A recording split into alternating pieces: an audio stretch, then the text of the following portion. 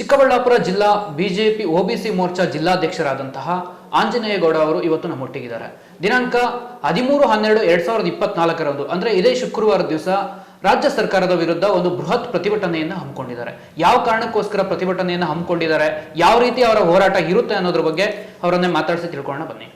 Sir, ಕಾರ್ಯಕ್ರಮಕ್ಕೆ ಸ್ವಾಗತ. ನೀವು 13ನೇ ತಾರೀಕು ರಾಜ್ಯ ಸರ್ಕಾರದ ವಿರುದ್ಧ ಒಂದು ಬೃಹತ್ ಪ್ರತಿಭಟನೆಯನ್ನು ಹಮ್ಮಿಕೊಂಡಿದ್ದೀರಾ. ಯಾವ ಉದ್ದೇಶಕ್ಕೋಸ್ಕರ ಹಮ್ಮಿಕೊಂಡಿದ್ದೀರಾ?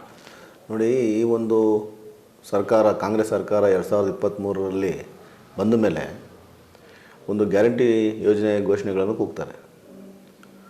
ಚುನಾವಣೆಗೆ ಮುಂಚೆ ಈ ಘೋಷಣೆ ಕೂಗ್ತಾರೆ.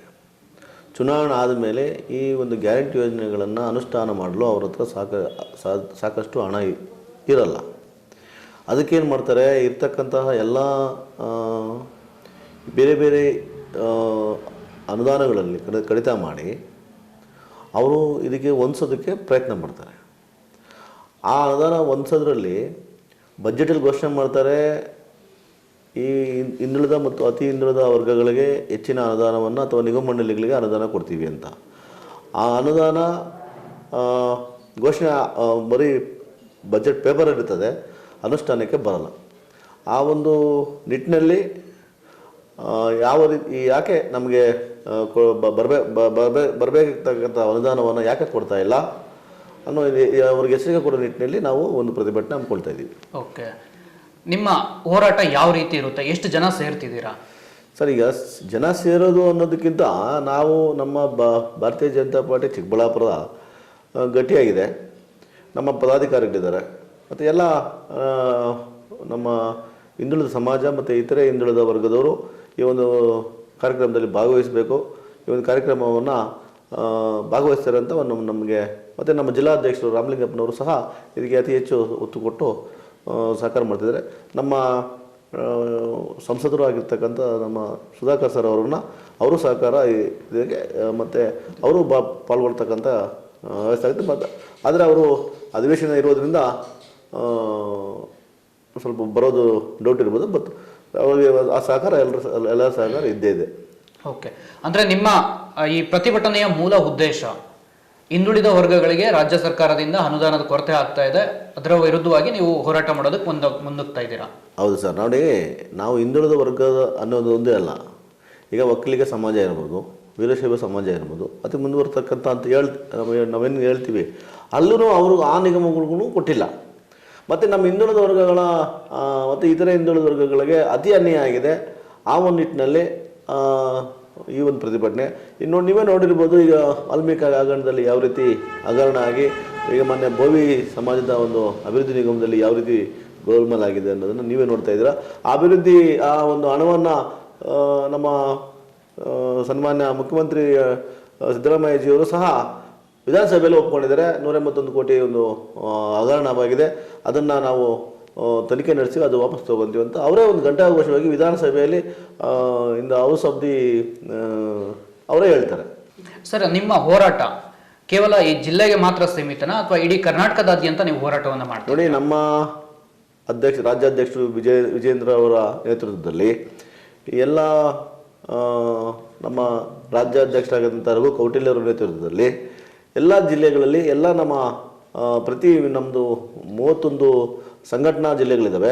31 ಸಂಘಟನಾ ಜಿಲ್ಲೆಗಳಲ್ಲೂ ನಾಳೆ 13ನೇ ತಾರೀಕು ಈ ಒಂದು ಹೋರಾಟವನ್ನು ಹಮ್ಮಿಕೊಂಡಿದ್ದೀವಿ. ನಮ್ಮ ಈ ಬೆಳಗಾಮಲ್ಲಿ ನಮ್ಮ ಈ ಹೋರಾಟಕ್ಕೆ ನಮ್ಮ ವಿಜೇಂದ್ರಣ್ಣನವರು, ಅಶೋಕಣ್ಣವರು ಮತ್ತು ಎಲ್ಲ ನಮ್ಮ ಪ್ರಮುಖ ಛಲವಾದ ನಾರಾಯಣ ಸ್ವಾಮಣ್ಣವರು ಎಲ್ಲರೂ ಅಲ್ಲಿ ಪಾಲ್ಗೊಳ್ತಿದ್ದಾರೆ ಬೆಳಗಾಂ ಅಧಿವೇಶನ ಇರೋದ್ರಿಂದ. ಹಂಗಾಗಿ ಈ ಒಂದು ಹೋರಾಟ ಎಲ್ಲ ಜಿಲ್ಲೆಗಳಲ್ಲೂ, ನಮ್ಮ 31 ಜಿಲ್ಲೆಗಳಲ್ಲೂ ಈ ಒಂದು ಉಗ್ರ ಹೋರಾಟವನ್ನು ಹಮ್ಮಿಕೊಳ್ತಾ ಇದ್ದೀವಿ. ನಿಮ್ಮ ಈ ಹೋರಾಟಕ್ಕೆ ಸರ್ಕಾರ ಮಣಿಲಿಲ್ಲ ಅಂದ್ರೆ ತಮ್ಮ ಹೋರಾಟ ಯಾವ ರೀತಿ ಇರುತ್ತೆ ಮುಂದುವರೆದಂತೆ? ಸರ್, ಈಗ ಅವ್ರು ನೋಡಿ, ಸರ್ಕಾರ ಮಣಿಯೋದು ಅನ್ನೋದು ಏನು ಇಲ್ಲ. ಅವ್ರು ಯಾವ ರೀತಿ ಧೋರಣೆ ಅಂತ ಹೇಳಿದ್ರೆ, ನಾನು ಉದಾಹರಣೆಗೆ ಪಂಚಮಶಾಲಿಯವ್ರದ್ದು ಒಂದು ಪ್ರತಿಭಟನೆ ಮಾಡ್ತಾರೆ ಬೆಳಗಾವಿಯಲ್ಲಿ. ಅವ್ರಿಗೆ ಮನಸೋ ಇಚ್ಛೆ ಹೊಡಿತಾರೆ ಪೊಲೀಸರನ್ನು ಬಿಟ್ಟು. ಅದೇ ನಾವು ಭಾರತೀಯ ಜನತಾ ಪಾರ್ಟಿ ಸರ್ಕಾರ ಇದ್ದಾಗ ಅವರೊಂದು ಪ್ರತಿಭಟನೆ ಮಾಡ್ತಾರೆ, ಬೆಳಗಾವಿಯಿಂದ ಬೆಂಗಳೂರು ತಕ್ಕಂಥ ಪಾದಯಾತ್ರೆ ಮಾಡ್ತಾರೆ. ನಾವು ಯಾವುದೋ ಒಂದು ಸರ್ಕಾರ ಅವರಿಗೆ ತಡೆ ಒಡ್ಡಲ್ಲ. ಆದರೆ ನಿನ್ನೆ ಒಂದು ದಿವಸ ಅವರು ಪ್ರತಿಭಟನೆ ಮಾಡಿದ್ದಕ್ಕೆ ಅವರು ವಿಧಾನಸೌಧದಲ್ಲಿ ಮಾತುಕತೆ ಹೋಗ್ತಾ ಇರಬೇಕಾದ್ರೆ ಅವರು ಯಾವ ರೀತಿ ನಿಯಂತ್ರಿಸ್ತಾರೆ, ಮತ್ತು ಅವ್ರು ಪೊಲೀಸನ್ನು ಬಿಟ್ಟು ಅವರು ಹೊಡಿಸ್ತಾರೆ. ಎಷ್ಟೋ ಸುಮಾರು 100 ಜನಕ್ಕೆ ಕಾಲು ಕೈ ಮುರ್ಕೊಂಡಿದ್ದಾರೆ. ಈ ರೀತಿಯಲ್ಲಿ ಅವರು ಉಗ್ರ ಹೋರಾಟವನ್ನು, ಪ್ರತಿಭಟನೆಯನ್ನು ನಿಯಂತ್ರಿಸಿದ್ದು ಅವ್ರಿಗೆ ಸರ್ಕಾರಕ್ಕೆ ಗೊತ್ತಿದೆ.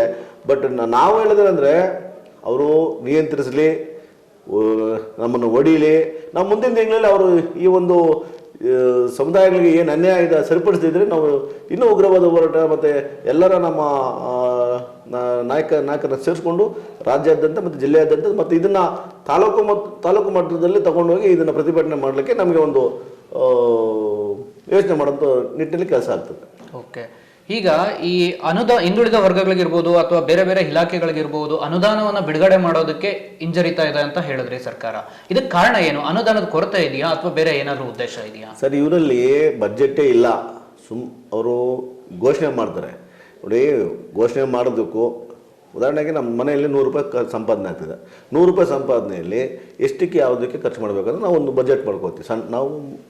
ಸಣ್ಣ ಕುಟುಂಬದವರಾಗಿ ಆ ರೀತಿಯಲ್ಲಿ ಇವ್ರೇನು ಮಾಡ್ತಾರೆ, ಘೋಷಣೆಗಳು 54,000 60,000 ಕೋಟಿ ಪಂಚಯೋಜನೆಗಳಿಗೆ ಬಜೆಟ್ ಇಲ್ದಿದ್ರೆ ಇವ್ರು ಘೋಷಣೆ ಮಾಡಿಬಿಡ್ತಾರೆ.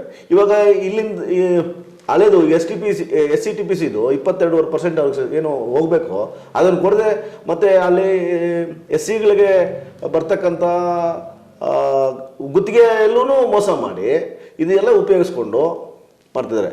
ಆದ್ರೂ ಇವರೇನು ಏನು ಸುಮ್ಮನೆ ಮಾಡಲಿಲ್ಲ.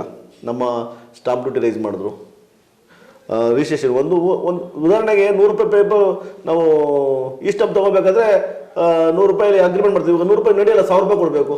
ಆ ನಿಟ್ಟಿನಲ್ಲಿ ಅವರು ಬಜೆಟ್ ಇಲ್ಲ, ಅವ್ರ ಹತ್ರ ಬಜೆಟ್ ಇಲ್ದ್ರೇ ಘೋಷಣೆ ಮಾಡಿಬಿಟ್ಟು ಮೊನ್ನೆ ಚನ್ನಪಟ್ಟಣದ ಉದಾಹರಣೆಗೆ ಹೆಣ್ಮಕ್ಳಿಗೆ ಈ ಒಂದು ಏನು 2,000 ರೂಪಾಯಿ ಕೊಡೋದು, ಅವರು ಎಲೆಕ್ಷನ್ ದಿವಸ ಹಿಂದಿನ ದಿವಸ 2 ತಿಂಗಳದ್ದು ಹಾಕ್ಬಿಡ್ತಾರೆ ದುಡ್ಡು. ಓಕೆ, 3 ಉಪಚುನಾವಣೆ ಮಾಡೋದು. ಅಂದರೆ ಆ ಚುನಾವಣೆಯಲ್ಲಿ ಗೆಲ್ಲಬೇಕಾದ್ರೆ ಹೆಣ್ಮಕ್ಳನ್ನ ಪಾಪ ಅವರು ಏನು ಆಸೆ ತೋರಿಸ್ಬೇಕು. ಆ ಒಂದು ಇದು ಒಂದು ರೀತಿಯಲ್ಲಿ ಭ್ರಷ್ಟಾಚಾರನೋ ಲೆಕ್ಕಾಚಾರ ಆಗುತ್ತೆ.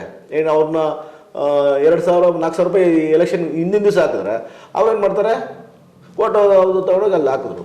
ಆ ನಿಟ್ಟಿನಲ್ಲಿ ಅವರು ಭ್ರಷ್ಟಾಚಾರ ಮಾಡ್ಕೊಳ್ಳೋದಕ್ಕೆ ಅಥವಾ ಒಂದು ಚುನಾವಣೆ ಗೆಲ್ಲಲಿಕ್ಕೆ ಅವ್ರು ಯಾವ ರೀತಿ ಪ್ಲಾನ್ ಮಾಡ್ಕೊತಾರೆ ಅಂದರೆ ಇದು. ಅವ್ರ ಹತ್ರ ಬಜೆಟ್ ಇಲ್ಲ. ಬಜೆಟ್ ಇಲ್ಲದೇ ಘೋಷಣೆ ಮಾಡಿಬಿಟ್ರು ಇವಾಗ ಒದ್ದಾಡ್ತಿದ್ದಾರೆ. ಆ ನಿಟ್ಟಿನಲ್ಲಿ ನಾವು ನಮ್ಮ ಪ್ರತಿಪಕ್ಷವಾಗಿ ನಾವು BJP, ನಮ್ಮ ಭಾರತೀಯ ಜನತಾ ಪಾರ್ಟಿ ಯಾವ ರೀತಿಯಲ್ಲಿ ಹೋರಾಟವನ್ನು ಹಮ್ಮಿಕೊಬೇಕು ಆ ರೀತಿಯಲ್ಲಿ ಹೋರಾಟ ಹಮ್ಮಿಕೊಳ್ಳೋಕ್ಕೆ ಮತ್ತು ಇದನ್ನು ತಾಲೂಕು ಮಟ್ಟದಲ್ಲಿ ತಗೊಂಡೋಗೋಕ್ಕೆ ನಾವು ಪ್ರಯತ್ನ ಮಾಡ್ತೀವಿ. ಅಂದ್ರೆ ಕೇವಲ ಒಂದು ಮತ ಬ್ಯಾಂಕ್ಗೋಸ್ಕರ ಯೋಜನೆಗಳನ್ನ ಘೋಷಣೆ ಮಾಡ್ತಿದ್ದಾರೆ ಅಂತ ಹೇಳ್ತಿದ್ದೀವಿ. 100ಕ್ಕೂ 100 ಇದು ಮತ ಬ್ಯಾಂಕ್ ಮಾಡಿರೋದು. ಈಗ ಈ ಜನಗಳಿಗೆ ನಾವು ಅವರಿಗೆ ಕಾಯಕಲ್ಪ ಕಲಿಸ್ಬೇಕು, ಅವರಿಗೆ ಸ್ಕಿಲ್ ಡೆವಲಪ್ಮೆಂಟಲ್ಲಿ ಅವರಿಗೆ ಯಾವ ರೀತಿ ನಾವು ಬದುಕಬೇಕನ್ನೋದು ತೋರಿಸ್ಬೇಕು. ಆಯಿತಾ? ಯಾರು ನಿಜವಾಗ್ಲೂ ಅದಕ್ಕೆ ಅರ್ಹರಿದ್ದಾರೋ ಅವ್ರಿಗೆ ಒಂದು ಯೋಜನೆಗಳು ತಲುಪೋದ್ರಲ್ಲಿ ತಪ್ಪೇನಿಲ್ಲ. ಆದರೆ ಇವರು ಎಲ್ಲ ಯೋಜನೆಗಳು ಇವನಿದೆ ಅಂತ ಹೇಳಿದ್ರು, ಎಷ್ಟು ಜನಕ್ಕೆ ಕೊಡ್ತಿದ್ದಾರೆ.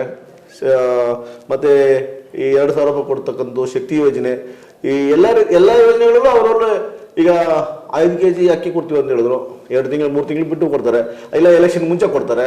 ಆ ರೀತಿಯಲ್ಲಿ ಎಲ್ಲ ಯೋಜನೆಗಳನ್ನು ಇದು ರಾಜಕಾರಣವಾಗಿ ಅಥವಾ ಅವರ ಒಂದು ಮತ ಧ್ರುವೀಕರಣ ಮಾಡಿಕೊಳ್ಳಲಿಕ್ಕೆ ಮಾಡ್ತಾ ಇರ್ತಕ್ಕಂಥ ಒಂದು ಹುನ್ನಾರ ಇದು. ಮೊನ್ನೆ ಉಪಚುನಾವಣೆಗಳಲ್ಲಿ ಎಲ್ರಿಗೂ ಗೊತ್ತಾಗಿದೆ. ಇದನ್ನು ಮುಂದಿನ ತಿಂಗಳು ಅದನ್ನು ನಾವು ಈ ಪ್ರತಿಪಕ್ಷವಾಗಿ ನಾವು ಭಾರತೀಯ ಜನತಾ ಪಾರ್ಟಿ ಮುಂದಿನ ತಿಂಗಳು ಅದನ್ನು ಹೋರಾಟವನ್ನು ಅತಿ ಉಗ್ರವಾಗಿ ಅದನ್ನು ಖಂಡಿಸ್ತೀವಿ. ಇದನ್ನು ಒಂದು ಬೇರೆ ಲೆವೆಲಲ್ಲಿ ರಾಜಕೀಯವಾಗಿ ಇದನ್ನು ನಾವು ತಗೊಳ್ಳೋ ನಿಟ್ಟಿನಲ್ಲಿ ಕೆಲಸ ಮಾಡ್ತೀವಿ. ಓಕೆ, ಅಧಿವೇಶನದಲ್ಲಿ ಈ ಒಂದು ಹಿಂದುಳಿದ ಕಲ್ಯಾಣಗಳಿಗೆ ಯೋಜನೆಗಳಿಗೆ ಅನುದಾನ ಬಿಡುಗಡೆ ಆಗ್ತಾ ಇಲ್ಲ, ಇದ್ರ ಬಗ್ಗೆ ನಿಮ್ಮ ರಾಜ್ಯಾಧ್ಯಕ್ಷ ಏನಾದರೂ ವಿಧಾನಸಭೆ ಕಲಾಪದಲ್ಲಿ ಏನಾದರೂ ಇದ್ರ ಬಗ್ಗೆ ಮಾಹಿತಿ ಮಾತಾಡಿ? ಈಗ ವಿಧಾನಸೌಧದಲ್ಲಿ ಮೊನ್ನೆ ಸೆಷನ್ ಶುರುವಾಯಿತು, ಅಧಿವೇಶನ ಶುರುವಾಯಿತು. ಅಧಿವೇಶನ ಶುರುವಾದ್ಮೇಲೆ ನಮ್ಮ ಶ್ರೀಮನ್ SM ಕೃಷ್ಣಾಜಿಯವರು ಅವರು ಕಾಲವಾದರು. ಆ ನಿಟ್ಟಿನಲ್ಲಿ ಮೊನ್ನೆ ಅಲ್ಲಿ ಅಧಿವೇಶನ ನಡೀಲಿಲ್ಲ. ಮುಂದಿನ 13ನೇ ತಾರೀಕು ಈ ಒಂದು ವಿಚಾರವಾಗಿ ಅವರು ಧ್ವನಿ ಎತ್ತಾರೆ ಮತ್ತು ಅಲ್ಲಿ ಪ್ರತಿಭಟನೆಯಲ್ಲೂ ಪಾಲ್ಗೊಂಡಿದ್ದಾರೆ ನಮ್ಮ ರಾಜ್ಯಾಧ್ಯಕ್ಷರು. ಓಕೆ, ಈಗ ಕಳೆದ ಬಾರಿ ನೀವು ವಾಲ್ಮೀಕಿ ಹಗರಣಕ್ಕೆ ಸಂಬಂಧಪಟ್ಟಂತೆನೂ ಒಂದು ಪ್ರತಿಭಟನೆಯನ್ನು ನಡೆಸಿದ್ರಿ, ಅದರ ತನಿಖೆನೂ ಸಹ ಸಂಪೂರ್ಣ ಆಗಲಿಲ್ಲ. ಇದ್ರ ಬಗ್ಗೆ ಏನು ಹೇಳ್ತೀರಾ ಸರ್? ಸರ್, ಈಗ ತನಿಖೆ ಅದು ಈಗ ನ್ಯಾಯಾಲಯದ ಹಂತದಲ್ಲಿದೆ. ಆಯಿತಾ? ಇದು ಅವರೇ ಒಪ್ಕೊಂಡಿದ್ದಾರೆ 181 ಕೋಟಿ ಅಂತ ಅಧಿವೇಶನದಲ್ಲೂ ಒಪ್ಕೊಂಡ್ಮೇಲೆ ಇದನ್ನ ಮತ್ತೆ ಇದನ್ನ ಯಾವ ರೀತಿ ಅದನ್ನ ಹೇಳಬೇಕು ಗೊತ್ತಾಗ್ತಾ ಇಲ್ಲ. ಆದರೆ ನ್ಯಾಯಾಲಯದಲ್ಲಿದೆ ಆ ಸಬ್ಜೆಕ್ಟ್ನ ಅವರು ಆ ಒಂದು ಇದರಲ್ಲಿ ತೀರ್ಮಾನ ಆಗಬೇಕದು. ನಾವು ಅದ್ರ ಬಗ್ಗೆ ಹೆಚ್ಚಿಗೆ ಮಾತಾಡಿದ್ರು ನಮಗೆ ಸರಿಯಾಗಲ್ಲ. ಬಟ್ ನಾವು ಆ ಒಂದು ಭ್ರಷ್ಟಾಚಾರ ವಿರುದ್ಧವಾಗಿ ಹೋರಾಟ ಮಾಡಿದ್ದಕ್ಕೆ ಅದರ ಸಂಬಂಧಪಟ್ಟಂಥ ಮಂತ್ರಿಗಳು ಜೈಲಿಗೆ ಹೋಗಿದ್ದು ಆಯಿತಾ. ಆ ಒಂದು ಮುಖ್ಯಮಂತ್ರಿಗಳು ಅದನ್ನು ಒಪ್ಕೊಂಡಿದ್ದು. ಇಲ್ಲಾಂತಂದ್ರೆ ಅವ್ರು ಗೊತ್ತಾಗ್ತಾನೆ ಇರಲಿಲ್ಲ. ಒಬ್ಬ ಬಡ ಅಧಿಕಾರಿ ಸಾವನ್ನಪ್ತಾರೆ.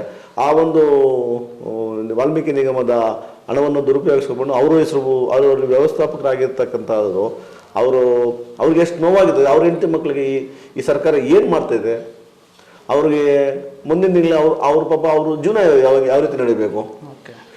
ಇವರೊಂದು ಒತ್ತಡದಿಂದ ಈ ಹಣ ದುರುಪಯೋಗ ಮಾಡಿಕೊಂಡು ಯಾವುದಾವುದೋ ಕಂಪ್ನಿಗಳಿಗೆ ಹೆಸರಿಲ್ಲ ಹೈದ್ರಾಬಾದಲ್ಲಿ ಅಲ್ಲೆಲ್ಲ ಹಾಕಿ ಮಾಡಿ ಆ ಹಣವನ್ನೆಲ್ಲ ನುಂಗಿ ನೀರು ಕುಡಿದು ಇವಾಗ ಎಲ್ಲ ವಾಪಸ್ ತಗೊಂತೀವಿ ಕಳ್ತನ ಮಾಡಿಬಿಟ್ಟು ಕೊಲೆ ಮಾಡಿದ್ಮೇಲೆ ಯಾರೋ ಒಬ್ಬ ಕೊಲೆ ಮಾಡ್ತಾನೆ, ಸತ್ತು ಹೋಗ್ತಾನೆ.